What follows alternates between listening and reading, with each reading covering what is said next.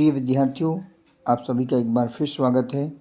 आज के वीडियो में हम कक्षा 12वीं अर्थशास्त्र विषय के महत्वपूर्ण प्रश्नों के संग्रह के अंतर्गत इकाई 2 उपभोक्ता के व्यवहार का सिद्धांत अध्याय के महत्वपूर्ण प्रश्नों की चर्चा करेंगे। यह इकाई आपके लिए बहुत ही महत्वपूर्ण है क्योंकि इस इकाई से वार्षिक परीक्षा में 15 अंक के प्रश्न पूछे जाते हैं। यहाँ पर मैं शब्द सीमा की बात कर रहा हूँ कि यदि कोई प्रश्न 2 नंबर में पूछा जाएगा तो उसके उत्तर को हमें लगभग 30 शब्दों में देना है। 3 अंक वाले उत्तर जो रहेंगे, 3 अंक वाले प्रश्नों के उत्तर वह हमें 75 शब्द के लगभग उत्तर देना है।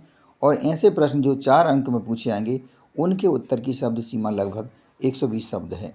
तो आइए हम शुरुआत करते हैं महत्वपूर्ण प्रश्नों की। ये विगत वर्षों में पूछे गए प्रश्नों पर आधारित वीडियो है। यदि आपको महत्वपूर्ण प्रश्न यानी कि इम्पोर्टेंट क्वेश्चन चाहिए इस इकाई के तो आप इस वीडियो को देख सकते हैं। पहला प्रश्न बहुत ही महत्वपूर्ण है। मांग का अर्थ लिखिए। फिर मांग की आवश्यक तत्व क्या है, मांग के नियम की सचित्र व्याख्या कीजिए अथवा मांग वक्र और मांग का नियम क्या है। फिर चौथा प्रश्न है मांग के नियम के महत्व या विशेषताएं समझाइए। और पांचवा प्रश्न है किसी वस्तु की मांग को प्रभावित करने वाले कोई 3 कारक लिखिए। छठवां प्रश्न है मांग के नियम के अपवाद या मांग के नियम की सीमाएं लिखिए। सातवां प्रश्न है व्यक्तिगत मांग और बाजार मांग में अंतर स्पष्ट कीजिए। आठवां प्रश्न है मांग की कीमत लोच का अर्थ लिखिए।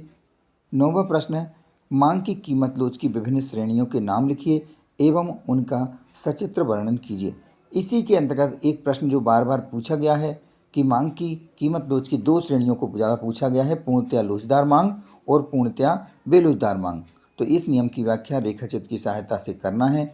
आगे हम बात करेंगे 10वें प्रश्न की कि मांग की लोच को प्रभावित करने वाले या निर्धारित करने वाले घटक हों, कारक हों, तत्व हों। अगर ऐसा पूछा जाता है तो आपको उनको लिखना है। एक ऐसे बाजार को लीजिए जहां केवल 2 उपभोक्ता हैं। मान लीजिए वस्तु के लिए उनकी मांगें इस प्रकार हैं। उनके लिए वस्तु के लिए बाजार मांग की गणना करना है। यहाँ पर आपको मैं वो प्रश्न बता रहा हूँ कि जो बाजार मांग के लिए प्रश्न आएगा उसकी डिस्प्ले आप अभी यहाँ पर देख सकते हैं। मैं आपको दिखाता हूँ। यह प्रश्न है जिसमें वस्तु की कीमत यानी कि प्राइस 1, 2, 3, 4, 5, 6 तक दिया है। D1 यानी पहले उपभोक्ता की मांग 9 इकाई, 8 इकाई, 7 इकाई, 6 इकाई, 5 इकाई और 4 इकाई है। और दूसरे उपभोक्ता की जो मांग है 24, 20, 18, 16, 14 और 12 इकाइयाँ। वस्तु के लिए बाजार मांग की गणना करना है। तो आपको इस प्रश्न को हल कैसे करना है आप इसको समझ गए होंगे। इनको जोड़ना है D1 और D2 को और आप इसके साथ तैयारी कर लेंगे। तो हम आगे के प्रश्नों की चर्चा करते हैं। अगला प्रश्न है एक वस्तु के लिए मांग पर विचार करें, यानी कि वस्तु की मांग पर विचार करें।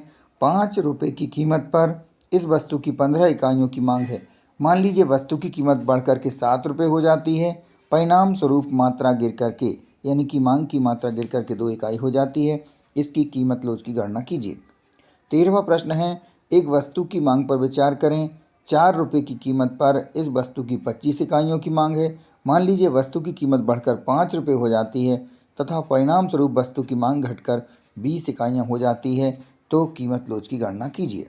तो ये आपको महत्वपूर्ण प्रश्न हैं, इनको करना है। आगे हम बात करेंगे अगले महत्वपूर्ण प्रश्नों की, जहाँ पर गणनावाचक उपयोगिता विश्लेषण क्या है, ये भी एक महत्वपूर्ण प्रश्न है।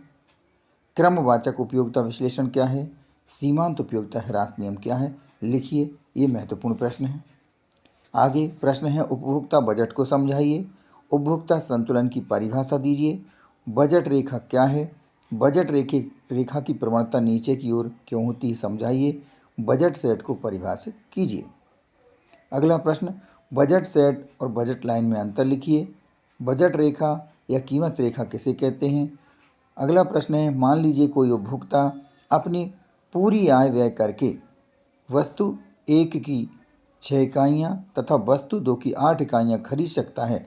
दोनों वस्तुओं की कीमतें क्रमशः 6 रुपये 8 रुपये हैं। उपभोक्ता की आय कितनी है, यह संख्यात्मक प्रश्न है, इसको भी हल करना है। अगला प्रश्न है सामान्य वस्तु से आप क्या समझते हैं। 29वां प्रश्न है स्थानापन्न वस्तुओं का उदाहरण एवं अर्थ लिखिए।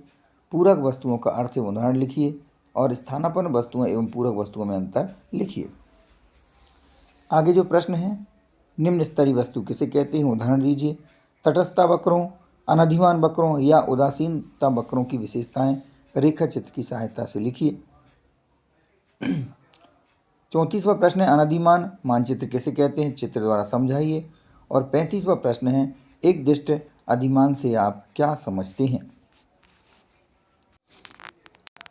प्रश्नों को पढ़ते समय एक स्लाइड में डिस्प्ले नहीं आ रहा था, उसके प्रश्न इस प्रकार हैं। उपयोगिता की परिभाषा लिखिए। उपयोगिता या तुष्टिगुण की विशेषताएं या लक्षण लिखिए। एक और प्रश्न है, कुल उपयोगिता तथा सीमांत उपयोगिता में संबंध लिखिए। यहाँ फिर निम्न अनुसूची में अज्ञात राशि ज्ञात कीजिए। तो यहाँ पर इकाइयाँ दी हैं, 1 2 3 4 5 कुल उपयोगिता दी है और सीमांत उपयोगिता दी है, जो रिक्त स्थान है उसमें भरना है। तो विद्यार्थियों, यहाँ पर मैंने जितने भी प्रश्न लिए हैं यह विगत वर्षों में पूछे गए प्रश्न हैं।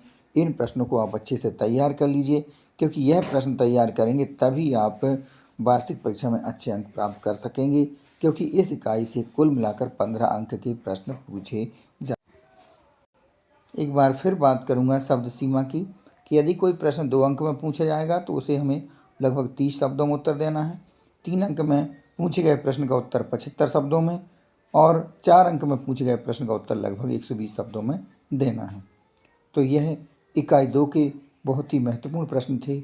इनको आप तैयार कर लीजिए, आपके 15 अंक इन पर निर्भर करेंगे। आप बहुत अच्छे से तैयारी करें, करते रहें।